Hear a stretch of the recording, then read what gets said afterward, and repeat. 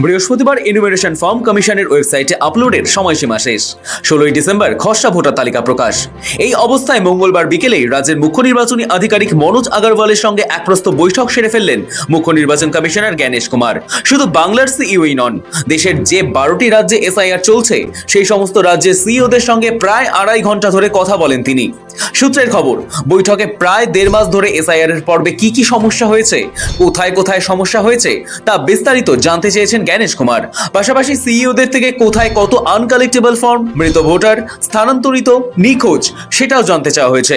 নির্বাচন কমিশনের নিজেদের তরফে এই সন্দেহজনক ভোটার শনাক্ত করার কাজ চালাচ্ছে, কিন্তু ঘটনা হলো তাদের কাছে যে পরিসংখ্যান আছে তার তুলনায় বাংলার পরিসংখ্যান অনেক আলাদা। ক্রমেই বাড়ছে সংখ্যা। এখনো পর্যন্ত অসংগৃহীত এনুমারেশন ফর্মের সংখ্যাটা 57 লক্ষ পেরিয়ে গিয়েছে। চিহ্নিত করা গিয়েছে এমন মৃতের সংখ্যা পেরিয়ে গিয়েছে 24 লক্ষ। আর 11 লক্ষ মানুষের কোনো খোঁজ মেলেনি।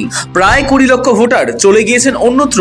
আর ডুপ্লিকেট ভোটারের সংখ্যা আজকের দিনে দাঁড়িয়ে 1,34,232। কমিশনের আশঙ্কা, এ রাজ্যে সন্দেহভাজন ভোটারের সংখ্যা আরও 3 গুণ বেশি হতে পারে। মঙ্গলবারের এই বৈঠকে সে ব্যাপারেও সিইওদের সঙ্গে আলোচনা হয়েছে বলে সূত্রের খবর। এদিকে কোনো যোগ্য নাগরিক যাতে ভোটার তালিকা থেকে বাদ না পড়েন, কোনো অযোগ্য ব্যক্তি যাতে ভোটার তালিকায় ঢুকতে না পারেন, এবং দাবি আপত্তি থেকে গণনা, নোটিশ নিষ্পত্তি এবং চূড়ান্ত তালিকা প্রকাশ, এই প্রতিটি ধাপে কঠোর পর্যবেক্ষণের জন্য দিল্লি থেকে আরও 5 পর্যবেক্ষককে বাংলায় পাঠানোর সিদ্ধান্ত নেওয়া হয়েছে, যারা বুধবার রাজ্যে চলে এসেছেন। মঙ্গলবার মৃত ভোটারদের নিয়ে বড় নির্দেশ দিয়েছে কমিশন।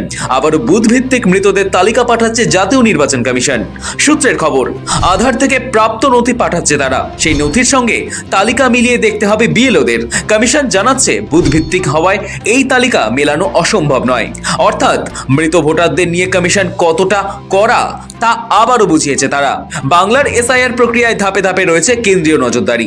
এখানে বলে রাখা দরকার, দিল্লি পাঠানো নতুন যে স্পেশাল 5 পর্যবেক্ষক, তারা 5 ডিভিশনে নজরদারি চালাবেন।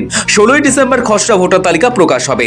সেই তালিকা সংক্রান্ত যাবতীয় অভিযোগ এবং দাবি কমিশনে জানানো যাবে 15 জানুয়ারি পর্যন্ত।